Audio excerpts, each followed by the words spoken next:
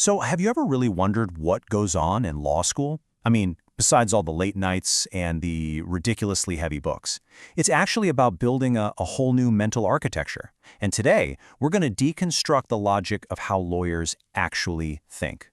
You know, a lot of people think law school is just this super expensive factory, right? You go in, you memorize a bunch of cases and citations, and you come out. But the reality, it's way more interesting. The real point isn't just to cram your head full of facts. It's to, well, fundamentally rewire your brain, to install a whole new operating system for thinking. Okay, so here's the absolute key takeaway. The whole craft of law, it's not really about knowing every single rule by heart. No way. It's about training yourself to make these structured judgments when things are just a total mess. You know, when you've got incomplete facts, words that can mean anything, and the stakes are just incredibly high. So how do they actually build this mental framework? Well, it's not magic, that's for sure. It's a structure, and it's built on 6 foundational pillars of logic. That's right, 6 core components. And when you put them all together, you get what some people call the lawyer brain. So here's a quick roadmap of where we're headed. We're going to look at how lawyers learn to prioritize authority over just the truth, how they filter all the messy facts of reality, how they deal with ambiguity, fuzzy concepts, why they're trained to argue both sides of an issue, how they see the world in systems, and finally, how they master the specific grammar of legal arguments. All right, first up is this really fascinating distinction. See, in most fields, the main goal is to figure out what's true, right?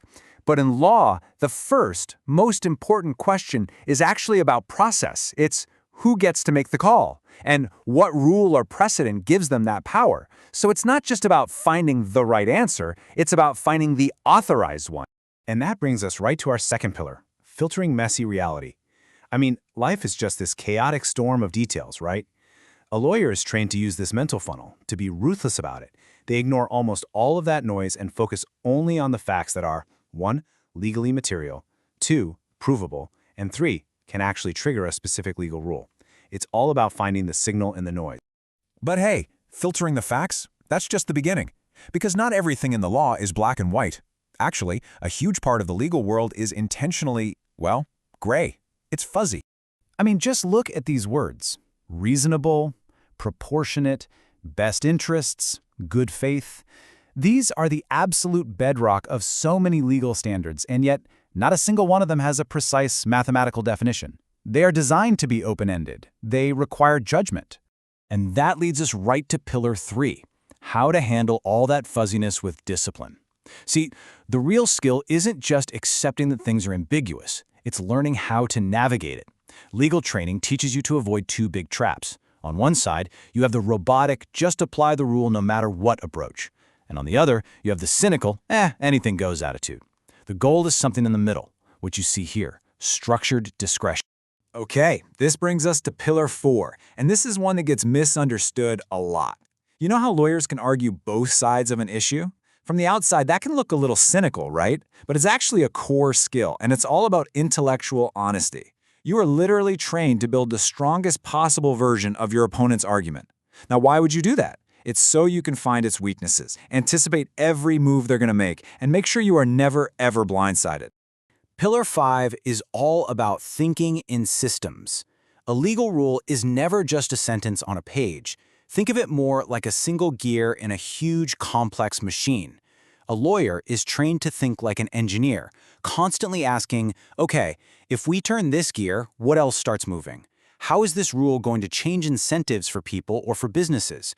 Can we even enforce this thing in the real world? And the big one, what are the unintended consequences, the ripple effects we can't see yet? It's really about diagnosing and designing the machinery of how we govern ourselves. And that brings us to our final pillar, number 6, mastering the forms of legal argument. And this one's huge. You can be 100% right on the facts, but if you can't speak the language of the court, you lose. Simple as that. This is the grammar of justification. It's knowing how to break a law down piece by piece and prove every single element. It's knowing when to argue for a hard and fast rule versus a more flexible standard. It's mastering the art of analogy, saying this case is like that one, and distinction, this case is different. It's really the structured art of persuasion. But let's be real for a second. This is the ideal. Not every law school class, not every professor really achieves this. Sometimes things can just drift into memorizing doctrinal trivia, or my favorite phrase, case law karaoke, where you're just reciting a judge's words without ever grasping the deep logic behind them. So, when you take all 6 of these pillars and you put them together, what does this thinking process actually look like in the real world? Well, it basically boils down to this mental loop of 4 questions that a lawyer is asking all at the same time. Number 1, what does the rule literally say? Number 2, okay, but what should the rule mean right here, in this specific messy situation? Number 3, who actually has the power to make that choice? And number 4, what's going to happen in the real world if we choose this meaning, for everyone, for society? That constant loop, that is the lawyer brain in action. So you might be thinking, okay, that's interesting, but why should I care if I'm not a lawyer? Well, it's because this way of thinking is incredibly powerful, and you can take it with you far beyond any courtroom. Just think about it for a second. Whether you're trying to create good policy, or you're in a high-stakes business negotiation, or you're running a company, this mental toolkit is a massive advantage.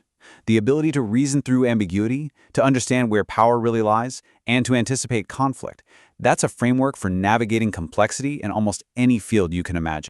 Which honestly brings us to this perfect summary. All that structured thinking, that need to see every single side of an issue and consider every possible consequence. Yeah, it might make you a little thorough at a dinner party, but pretty much everywhere else in your professional life, it's a superpower. And so that leaves us with one final thought. Now that you've seen the blueprint, the architecture of legal logic, think about it. What complex, messy, high-stakes problem in your own world could you solve with a lawyer brain?